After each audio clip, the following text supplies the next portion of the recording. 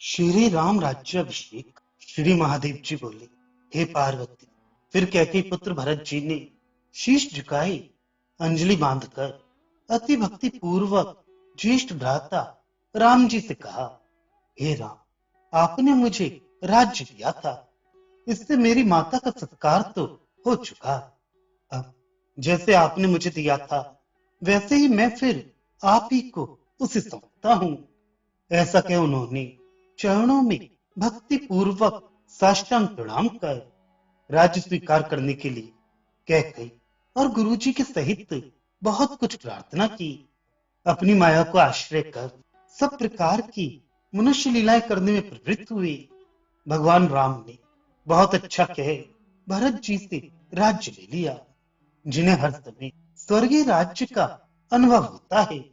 उन्हें एकमात्र सुख और ज्ञान स्वरूप समस्त विषयानंदों से रहित परमानंद मूर्ति परमात्मा जगदीश्वर को तुच्छ मानवीय राज्य से क्या काम है, जिनके दृष्टि विलास मात्र से तीनों लोक एक क्षण में नष्ट हो जाते हैं, जिनकी कृपा से इंद्र की राज्य लक्ष्मी प्राप्त होती है, तथा जिन्होंने लीला से ही ये महान सृष्टि रची है, उन लक्ष्मीपति के लिए ये अयोध्या का राज्य कितना है। तथा अपने भक्तों की कामनाओं को सदैव पूर्ण करने के लिए वे माया मानव देह से सर्वदा सभी कुछ अभिनय करते हैं। तब शत्रुघ्न जी की आज्ञा से कुशल नाई बुलाया गया और रघुनाथ जी के अभिषेक के लिए सामग्री इकट्ठी की गई।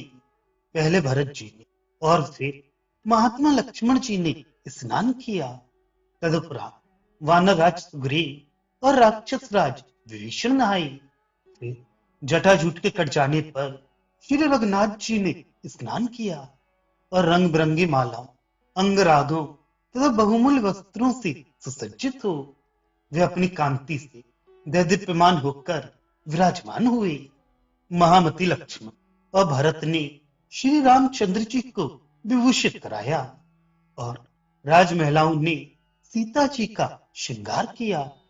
उन्होंने उस सुंदरी को नाना प्रकार के बहुमूल्य वस्त्र और आभूषणों से सुसज्जित किया। तदनंतर पुत्र वत्सला शोभा में कौशल्या जी ने अति प्रसन्न होकर समस्त वानर पत्नियों का भी श्रृंगार कराया। इसी समय शत्रुघ्न जी की आज्ञा से बुद्धिमान सुमंत्र ने सूर्य के समान तेजस्वी रथ जोड़कर सामने ला खड़ा किया। सत्य धर्म परायण भगवान राम उस रथ पर चढ़े। उस समय सुग्रीव, अंगद, हनुमान और विभीषण स्नान आदि कर दिव्य वस्त्राभूषणों से सुसज्जित हो रथ, घोड़े और हाथी आदि वाहनों पर चढ़कर श्री रामचंद्र जी के आगे पीछे चले, तथा सुग्रीव की पत्नियां और सीता जी सुंदर पालकियों पर बैठकर अति विशाल अयोध्यापुरी को चली। जिस प्रकार हरित वर्ण घोड़ों के रथ में बैठकर वज्रपाणी इंद्र देवताओं के साथ चलते हैं, उसी प्रकार भगवान राम रथ पर चढ़कर महापुरी अयोध्या को चले। तब महातेजस्वी भरत जी ने सारथी होकर रथ चलाया। शत्रुघ्न जी ने रत्न जटित दंड युक्त श्वेत छत्र लिया और लक्ष्मण जी ने व्यजन धारण किया। एक ओर पासी स्थित शत्रुघ्न सुग्रीव ने और दूसरी ओर राक्षस राज विभीषण ने चंद्रमा के समान कांति युक्त चंवर डुलाया। उस समय भगवान राम की स्तुति करते हुए दिव्य दर्शन देवताओं, सिद्ध समूह और ऋषियों की सुमधुर धुनी सुनाई देने लगी। वानरगण मनुष्य रूप धारण कर हाथियों पर सवार हुए। इस प्रकार रघुश्रेष्ठ भगवान राम शहनाई, शंख, मृदंग, ताशे और नगाड़े आदि बाजों के घोष के साथ भली प्रकार सजाई हुई अयोध्यापुरी में गए। उस समय पूर्ववासी लोग श्री रघुनाथ जी को आते हुए देखने लगे। वे महाभाग पुरुष दूर वाले के समान श्याम शरीर, महामूल्य मुकुट और रत्न जटित आभूषणों से विभूषित, कमल के समान कुछ अरुण वर्ण, विशाल नयनों वाले रंग बिरंगे रत्नों से युक्त सुनहरी तार के काम का पीतांबर धारण किए, विशाल वक्षस्थल वाले, बहुमूल्य मोतियों के दिव्य हारों से सुशोभित सुग्रीव आदि शांत स्वभाव वानरों से सेवित, सूर्य के समान तेजस्वी, समस्त शरीर में कस्तूरी और चंदन का लेप किए, तथा कल्प वृक्ष के पुष्पों की माला धारण किए, श्री रघुनाथ जी को देखकर परम आनंद को प्राप्त हुए। जब स्त्रियों ने भगवान राम को आते सुना, तो प्रसन्नता से महान हर्ष के कारण उनके मुख की कांति उज्जवल हो गई, और वे जिस गृह कार्य में लगी हुई थीं, उसे छोड़ भली प्रकार सज धज कर अपने अपने घरों के ऊपर चढ़ गई, सुमधुर मुस्कान से जिनका मुख मनोहर हो रहा है। वे नारी सबके नयनानंद स्वरूप भगवान राम को देखकर फूलों की वर्षा करने लगी, और फिर उन्होंने नेत्र और मन को प्रिय लगने वाली उस आनंदमय मूर्ति को नेत्रों द्वारा हृदय में ले जाकर मन से आलिंगन किया। इस प्रकार विष्णु स्वरूप भगवान राम दूसरे प्रजापति के समान मुस्कान युक्त मनोहर दृष्टि से अपनी प्रजा को देखते हुए धीरे धीरे भली प्रकार सजाए हुए अपने पिता के इंद्र भवन के समान महल में गए। राजमहल के भीतर जाकर श्री रामचंद्र जी ने अति प्रसन्न चित्त से अपनी माता कौशल्या के चरणों की वंदना की, और फिर उन रघुवंश शिरोमणि प्रभु ने क्रमशः सभी विमाताओं को भक्ति पूर्वक प्रणाम किया। तब सत्य पराक्रमी भगवान राम ने भरत जी से कहा, मेरा सर्व संपत्ति युक्त श्रेष्ठ महल मेरे मित्र वानरराज सुग्रीव को दो, तथा और सबके लिए भी सुखपूर्वक रहने योग्य महल बताओ। श्री रघुनाथ जी की आज्ञा पाकर भरत जी ने वैसा ही किया। फिर महातेजस्वी भरत जी ने सुग्रीव से कहा, श्री रामचंद्र जी के अभिषेक के लिए चारों समुद्रों का मंगलमय जल लाने के लिए तुरंत ही शीघ्रगामी दूत भेजिए। तब सुग्रीव ने जामवान, हनुमान, अंगद और सुषेण को भेजा। वे तुरंत ही वायु वेग से जाकर स्वर्ण कलशों में जल भरकर ले आई। उनके लाए हुए तीर्थ जल को मंत्रियों के सहित शत्रुघ्न जी ने भगवान राम के अभिषेक के लिए वशिष्ठ जी को निवेदन कर दिया। तब ब्राह्मणों के सहित वयोवृद्ध जितेंद्रिय वशिष्ठ जी ने सीता जी के सहित श्री रामचंद्र जी को रत्न सिंहासन पर बिठाया, और फिर वशिष्ठ, वामदेव, जावली, गौतम तथा वाल्मीकि आदि समस्त महर्षियों ने अति प्रसन्न होकर कुश और तुलसी के सहित पवित्र गंधयुक्त जल से श्री रामचंद्र जी का अभिषेक किया। फिर इत्तेजो श्रेष्ठ ब्राह्मण, कन्याओं और मंत्रियों के सहित उन महर्षियों ने आकाश स्थित देवताओं तथा अपने अपने गणों के सहित चारों लोकपालों की स्तुति करते हुए सर्व औषधि के रसों से भी श्री रघुनाथ जी का इस प्रकार अभिषेक किया, जैसे वस्तुओं ने इंद्र का किया था। उस समय शत्रुघ्न जी ने भगवान राम के ऊपर अति सुंदर श्वेत छत्र लगाया, और सुग्रीव तथा विभीषण ने श्वेत चामर धारण किए। इंद्र की प्रेरणा से वायु ने स्वर्णमयी माला दी, और फिर स्वयं इंद्र ने भी अति भक्ति पूर्वक महाराज राम को एक संपूर्ण रत्नों से युक्त और मणि तथा स्वर्ण से विभूषित हार दिया। तदनंतर देवता और गंधर्वों ने गान आरंभ किया, और अप्सराएं नृत्य करने लगी, तथा आकाश देव दुंदुभियों के घोष के साथ पुष्पों की वर्षा होने लगी।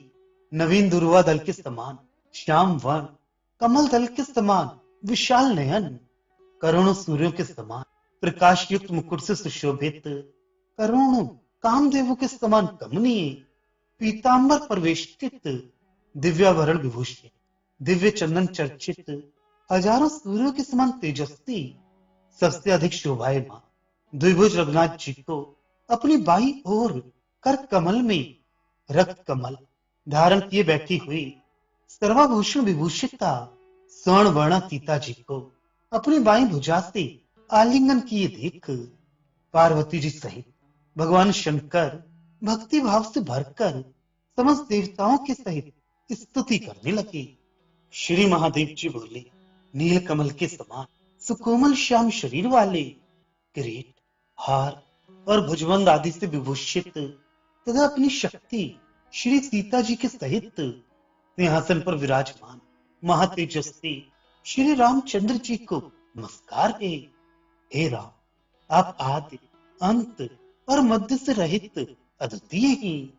अपनी माया से आप ही संपूर्ण लोकों की रचना, पालन और संहार करते हैं, तो भी उससे लिप्त नहीं होते, क्योंकि आप निरंतर स्वानंद मग्न और अनिंद हैं। अपनी माया के गुणों से आवृत होकर आप अपनी शरणागत भक्तों को मार्ग दिखाने के लिए देव, मनुष्य आदि नाना प्रकार के अवतार लेकर विचित्र लीलाएं करते हैं। उस समय सदा ज्ञानी जन ही आपको जान पाते हैं। आप अपने अंश में संपूर्ण लोकों की रचना करके उन्हें शेष रूप होकर नीचे से धारण करते हैं तथा सूर्य, वायु, चंद्र, औषधि और वृष्टि रूप होकर उनका नाना प्रकार से ऊपर से पालन करते हैं।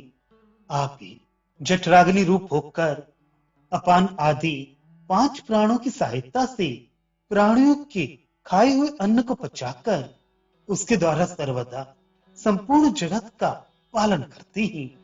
हे ईश, चंद्र, सूर्य और अग्नि में जो तेज है, समस्त प्राणियों में जो चेतनांश है तथा देहधारियों में जो धैर्य, शौर्य और आयुर्बलता दिखाई देता है, वह आप ही की सत्ता है। हे राम, भिन्न भिन्न ईश्वरवादियों को एक आप ही ब्रह्मा, महादेव और विष्णु के तथा काल, कर्म, चंद्रमा और सूर्य के भेद से पृथक पृथक से भागते हैं, किंतु इसमें संदेह नहीं, वास्तव में आप हैं एक अद्वितीय ब्रह्म ही। जिस प्रकार वेद, पुराण और लोक में आप एक ही मत्स्य आदि अनेक रूपों से प्रसिद्ध हैं, उसी प्रकार संसार में जो कुछ सत असत रूप विभाग है, वह आप ही है, आपसे भिन्न और कुछ नहीं है। इस अनंत सृष्टि में जो कुछ उत्पन्न हुआ है, जो उत्पन्न होगा और जो हो रहा है, उस स्थावर जंगम आदि रूप संपूर्ण प्रपंच में आपके बिना और कोई दिखाई नहीं देता। अतः आप प्रकृति आदि पर से भी पर हैं। हे राम, आपकी माया से मोहित होने के कारण सब लोग आपके परमात्म स्वरूप का तत्व नहीं जानते। अतः जिनका अंतःकरण आपके भक्तों की सेवा के प्रभाव से निर्मल हो गया है, उन्हीं को आपका अद्वितीय ईश्वर रूप भासता है। जिनकी बाह्य पदार्थों में सत्य बुद्धि है, वे ब्रह्मा आदि भी आपके चित्त स्वरूप को नहीं जानते, फिर औरों का तो कहना ही क्या है। अतः बुद्धिमान पुरुष इस श्याम सुंदर स्वरूप से ही आपका भक्ति पूर्वक भजन करके दुखों से पार होकर मोक्ष प्राप्त कर लेता है।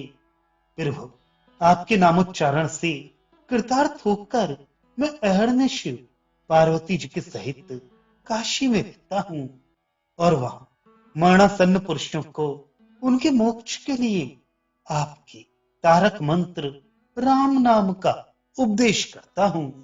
अब आपसे यही प्रार्थना है कि जो लोग मेरे कहे हुए इस स्तोत्र को अनन्य भक्ति से नित्य प्रति सुने, कहें अथवा लिखें, वे आपकी कृपा से संपूर्ण परमानंद लाभ करके आपके निज पद को प्राप्त हों।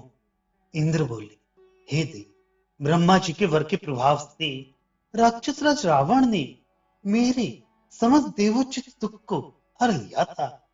उस दुष्ट शत्रु राक्षस राज के मारे जाने पर आपकी कृपा से मुझे वैसा सुख फिर प्राप्त हो गया। देवगण बोले, हे मुरारी, हे विष्णु, इस दुष्ट आदि दैत्य ने ब्राह्मणों द्वारा दिए हुए हमारे समस्त यज्ञ भागों को हर लिया था। अब आपने उसे मार डाला, अतः आपकी कृपा से अब हमें फिर पहले के समान ही यज्ञों में भाग मिलने लगेंगे। पृथगण बोले, हे महात्मा, ये दुष्ट दैत्य गया आदि पुण्य क्षेत्रों में मनुष्यों के दिए हुए हमारे पिंडोदक आदि को बलात् छीन कर खा लेता था। आज आपने इसे मार डाला, अतः अब अपना भाग प्राप्त करके हम फिर शक्ति प्राप्त कर लेंगे। यक्ष बोले, हे रघुनाथ जी, ये रावण हमें बलात् बेगार में लगा देता था और हम इसकी पालकी आदि में झुककर बड़ा कष्ट मानकर इसे ले चलते थे। अतः आज इस दुरात्मा को मारकर आपने हमें अनेकों दुखों से छुड़ा दिया। गंधर्व बोले, फिर हो, हम संगीत कुशल लोग आपकी अमृत तुल्य कथाओं का गान करते हुए पहले आनंद अमृत समूह से युक्त होकर मग्न रहते थे, किंतु दुरात्मा रावण द्वारा आक्रांत होकर हम उसी के गुणगान और उसी की सेवा में तत्पर हो गए। इस दुष्ट राक्षस को मारकर अब आपने हमें भी बचा लिया।